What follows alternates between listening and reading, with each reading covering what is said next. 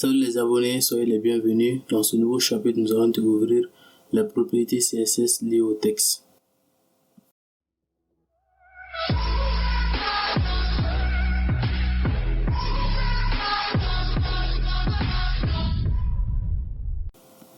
Alors les gars, soyez les bienvenus. Comme on l'a si bien dit dans le titre, ce chapitre sera consacré aux propriétés CSS liées au texte. On va découvrir dans ce chapitre text align, text transform, text iteration. Et pour cela, on dit text align. Elle définit l'aliment du texte dans son conteneur.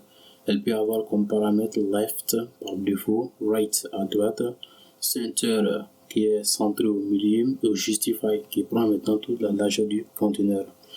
Après, maintenant, la seconde propriété, on a text transform. Elle permet d'appliquer des propriétés de capitalisation du texte qui vont nous permettre de gérer la casse du texte. Donc, les valeurs possibles sont uppercase, lowercase, capitalize et none, qui est la valeur par défaut. Et la dernière propriété qu'on va voir, c'est text decoration.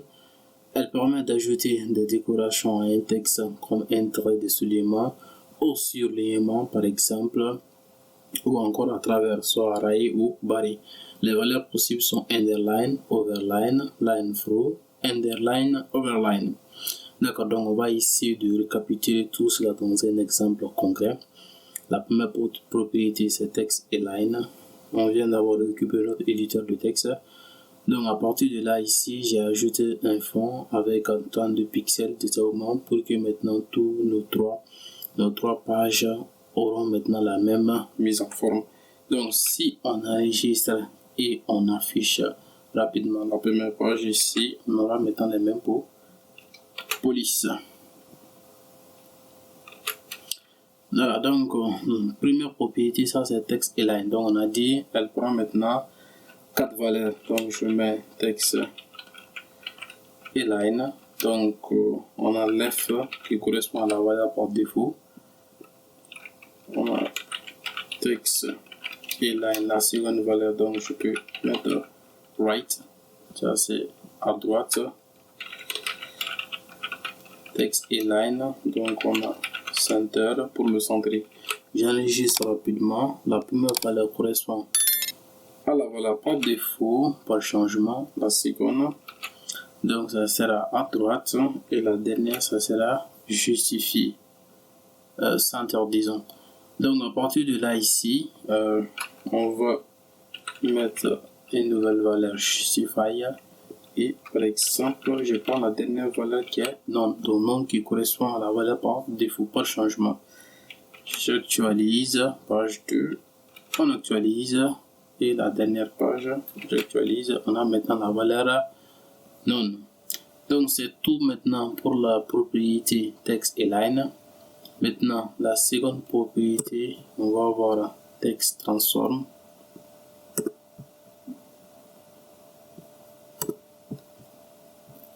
Donc, on a text transform. Elle prend maintenant 3 valeurs. La première, on va prendre uppercase qui permet de tout mettre en majuscule. La seconde valeur, text transform. Donc ça sera lowercase, permet maintenant de tout mettre en minuscule. On a text transform. Donc la dernière valeur c'est capitalize, donc qui permet de mettre chaque lettre au début de chaque mot en majuscule. Donc si j'actualise, on a tout en majuscule. La deuxième page tout en minuscule.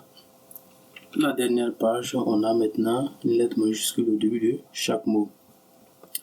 Donc c'est tout aussi pour text transform. De la même manière, si on veut annuler ces mises en forme, on va mettre la valeur non ou encore inherit qui va hériter dessus de son conteneur body.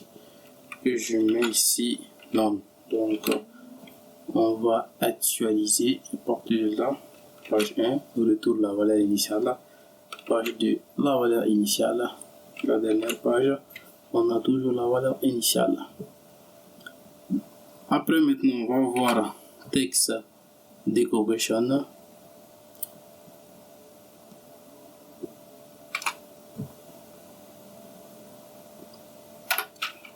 Donc, pour ce qui est de text decoration, elle prend à peu près 4 valeurs. Donc, text decoration. La première valeur, on va prendre underline qui correspond à soulignement. Donc, soulignement en dessous.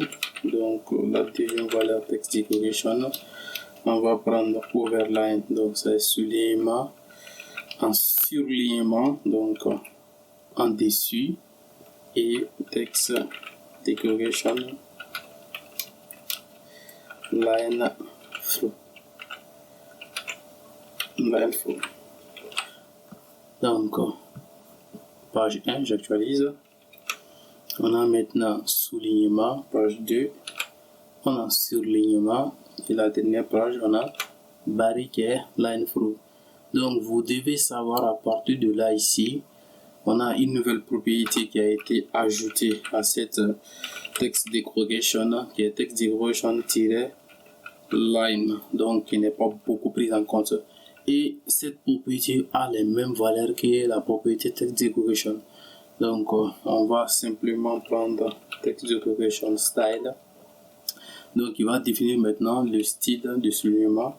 Et cette propriété prend maintenant 4 valeurs, donc en solide. Après, je mets text decoration style. La seconde, on va prendre par exemple dotted. Après, je text decoration style. Donc, je vais prendre d'abord. Donc, si on enregistre la première page, on va j'actualise. Donc, solide qui correspond maintenant à la valeur par défaut, pas de changement. Donc, j'actualise ici. On a maintenant des pointillés. Et la dernière là, on a maintenant barré, double barré. Après, solide, la quatrième valeur, on a dash. Donc, il y a point tiré et le dash. On va vérifier cette nouvelle propriété dash qui est point tiré. Donc, si je viens à la première page, j'actualise. On a bien maintenant soulignement en point tiré. À partir de là aussi, on a la propriété text decoration. Donc, text decoration color. Donc, il va définir maintenant la couleur. Donc, je peux mettre le premier en couleur rouge.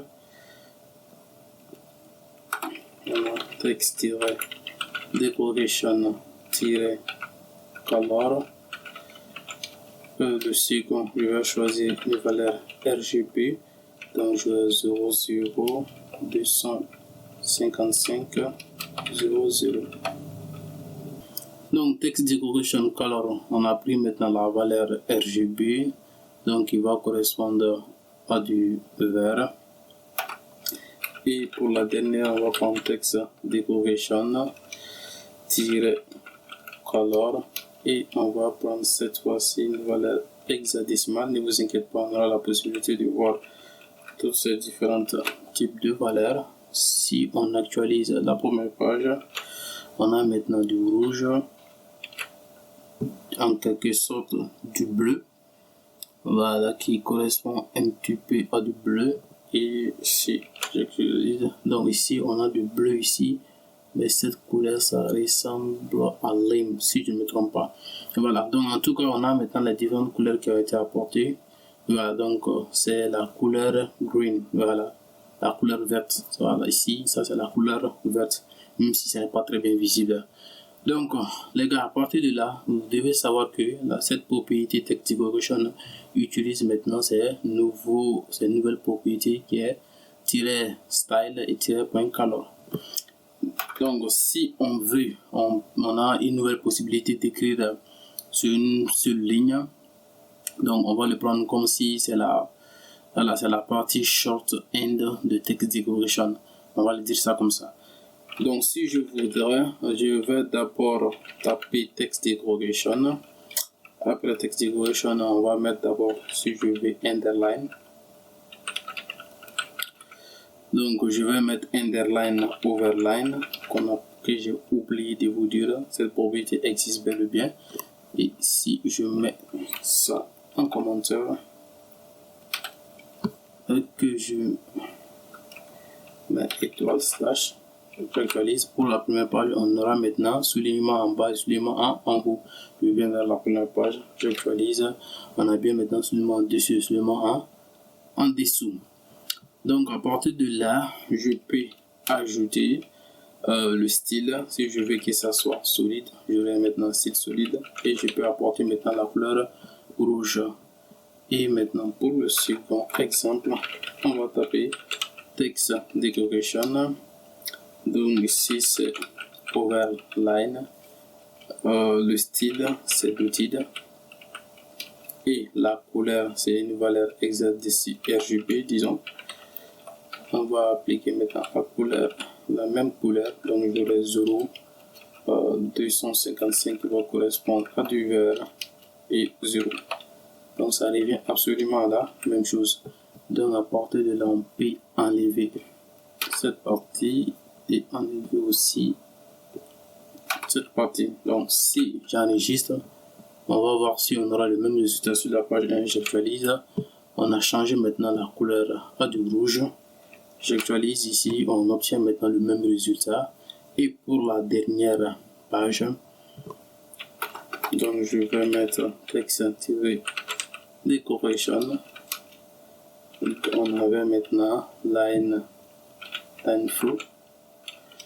Après maintenant on a double et la couleur, une valeur hexadécimale qui va correspondre à du bleu. Donc je vais enlever toute cette partie, j'enregistre, donc j'actualise la page 3 et on a maintenant le même résultat.